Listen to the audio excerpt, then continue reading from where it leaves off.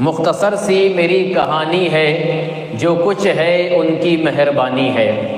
مختصر سی میری کہانی ہے، جو کچھ ہے ان کی مہربانی ہے، اور جتنی سانسوں نے ان کا نام لیا، جتنی سانسوں نے ان کا نام لیا، بس یہی زندگانی ہے۔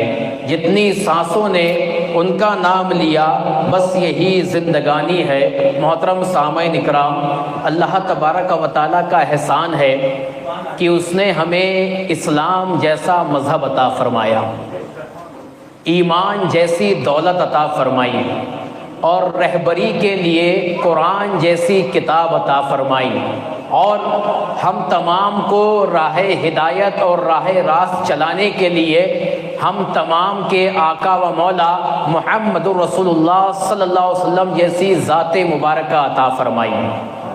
محترم سامعین اکرام، اتنی ساری خصوصیات اللہ تبارک و تعالیٰ نے ہمیں عطا فرمائی، تو ہمیں اپنے مقدر پہ نازا ہونا چاہیے، ہمیں اپنی قسمت پہ فخر ہونا چاہیے کہ ہمارا نصیبہ اوض ثریہ سے بھی اعلیٰ ہو گیا کہ اللہ تعالیٰ نے ہمیں اپنی عبادت کے لیے چن لیا، اپنے سامنے جھکا لیا، اور دنیا کا سب سے بہترین مذہب اسلام ہمیں عطا فرمایا۔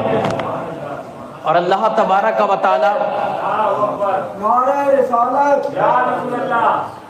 اللہ تبارک و تعالی اسی قرآن میں ارشاد فرماتا ہے والعصر۔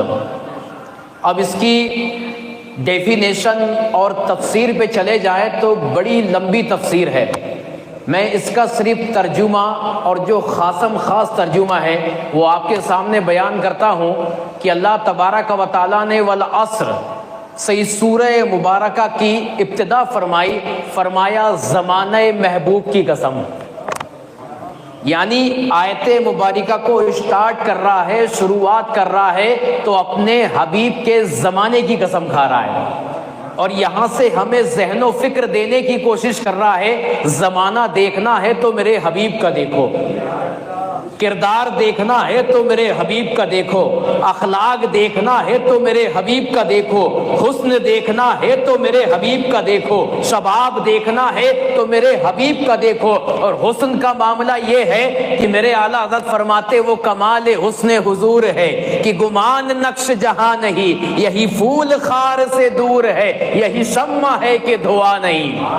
اور ایک مقام پر شاعر کہتا ہے کہ نہ ان کے جیسا ہوا نہ کوئی، نہ کمال میں نہ جمال میں، وہ حبیب احمد مجتبی، کہاں کوئی ان کی مثال میں۔ مجھے عشق لے کے گیا وہاں جہاں صرف تو تھا خیال میں، کوئی دوسرا تھا نہ درمیاں، نہ فراق میں نہ وصال میں، اور جو مزے ہیں عشق رسول میں، نہ وہ سوز میں نہ وہ ساز میں۔ جو مزے ہیں عشق رسول میں، نہ وہ سوز میں نہ وہ ساز میں۔ ارے جسے دیکھنا ہے وہ دیکھ لے، وہ ملیں گے عشق بلال میں۔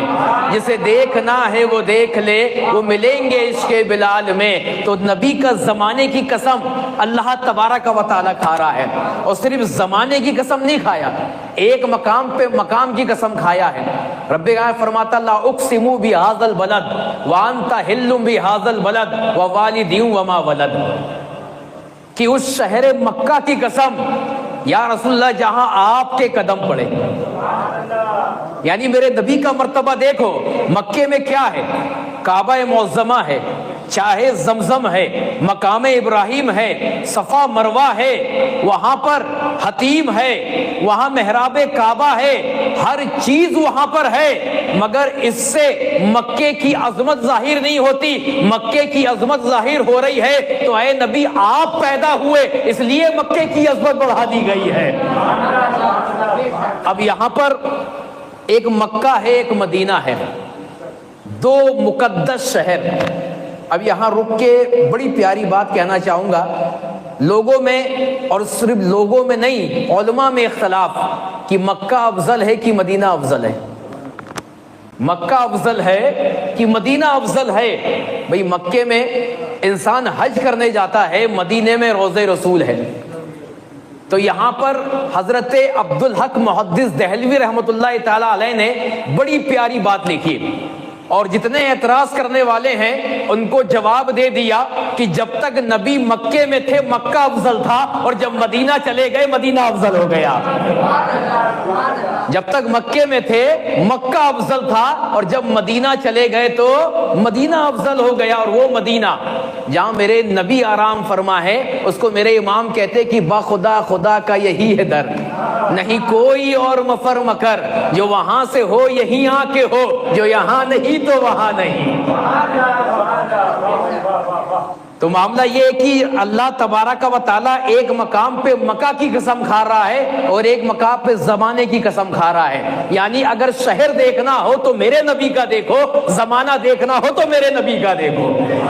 یعنی میرے نبی کا زمانہ تمام زمانوں سے افضل، میرے نبی جس ساتھ میں رہے تمام ساتوں سے افضل، میرے نبی جس وقت میں رہے تمام وقتوں سے افضل۔ تو رب کائنات فرما رہا ہے والعصر، زمانہ محبوب کی قسم، ان الانسان لفی خسر، تمام کی تمام انسان خسارے میں ہے، نقصان میں ہے، گھاٹے میں ہے۔ یعنی زمانے کی قسم کھایا، اپنے محبوب کے زمانے کی قسم کھایا، اور ڈائریکٹلی تمام انسانیت کو چیلنج کہ تمام کی تمام خسارے میں، تمام نقصان میں، تمام گھاٹے میں۔